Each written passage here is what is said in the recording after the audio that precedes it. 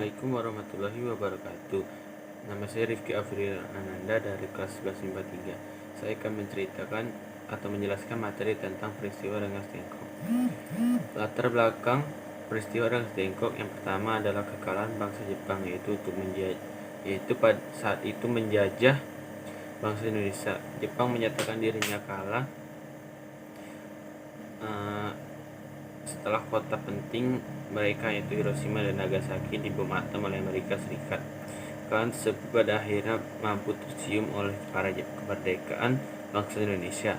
Jepang pun pada akhirnya sudah mendirikan suatu komite yang terdiri dari Indonesia untuk mempersiapkan kemerdekaannya.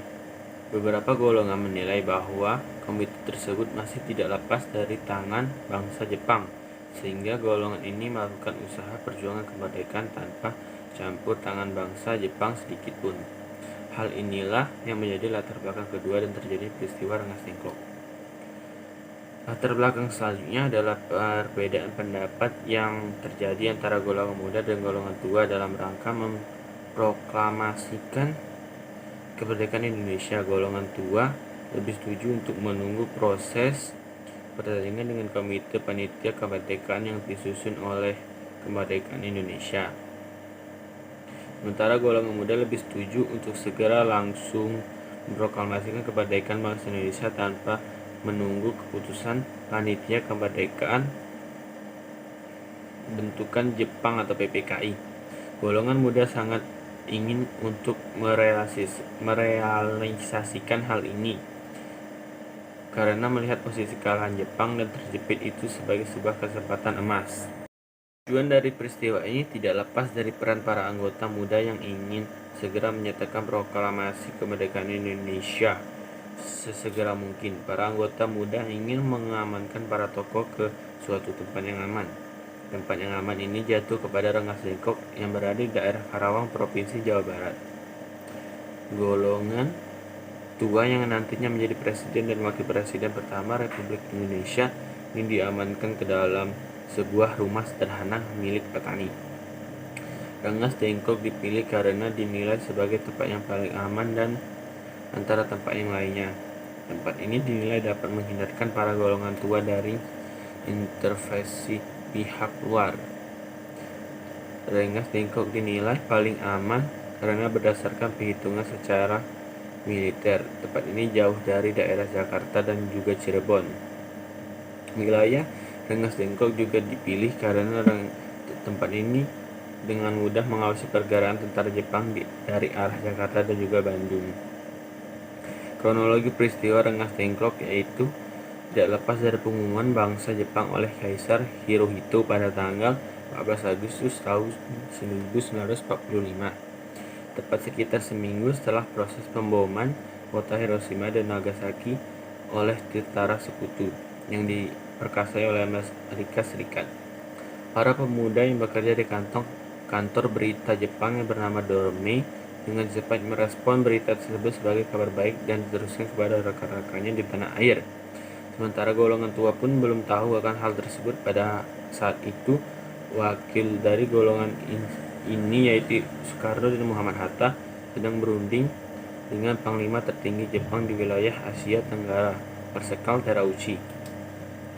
Para golongan muda tersebut langsung mendesak para golongan tua untuk memproklamasikan kemerdekaan, namun terjadi perbedaan pendapat.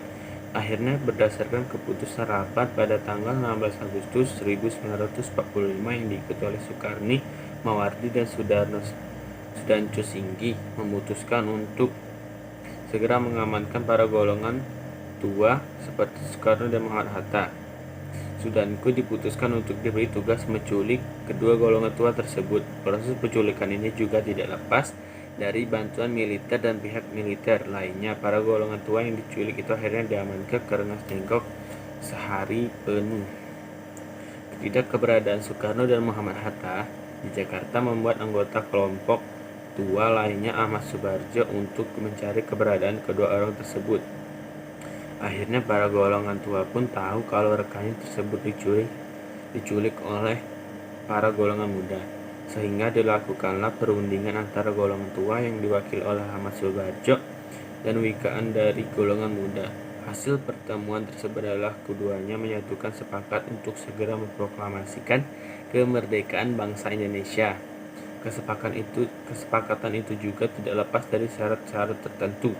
Pertama, golongan tua menuntut golongan muda untuk membawa kembali Soekarno dan Hatta kembali ke Jakarta. Kedua, golongan muda menuntut untuk dilakukannya pembacaan tanpa ada campur tangan sedikit dari pihak Jepang.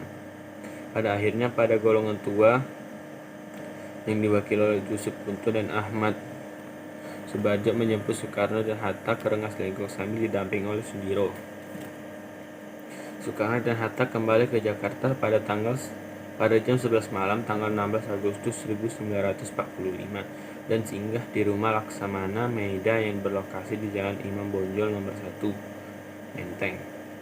Lokasi di sini dinilai aman karena kedudukan penghubung harus dihormati dan jauh dari intervensi militer.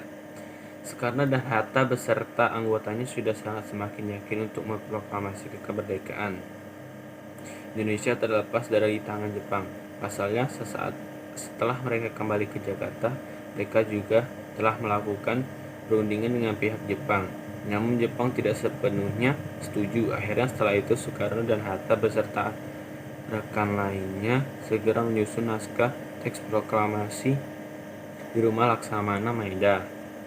Pada saat penyusunan naskah proklamasi terjadi lagi ketegangan antara golongan muda dan golongan tua yang dinilai sebagai budak bangsa Jepang oleh golongan muda. Ketegangan itu terjadi dalam rangka menentukan siapa yang akan menandatangi teks proklamasi tersebut.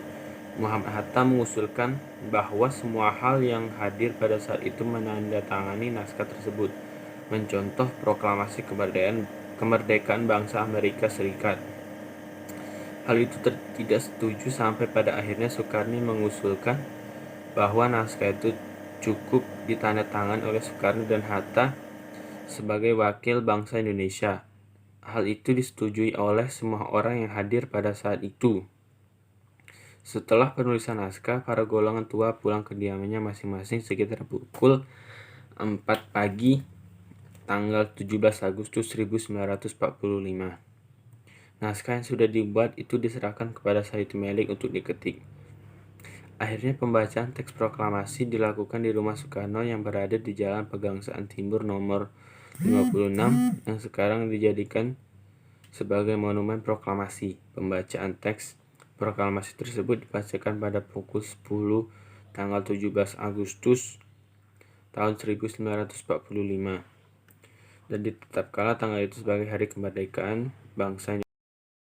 Dan itulah ulasan lengkap atau penjelasan lengkap mengenai sejarah peristiwa Rengas Dengklok.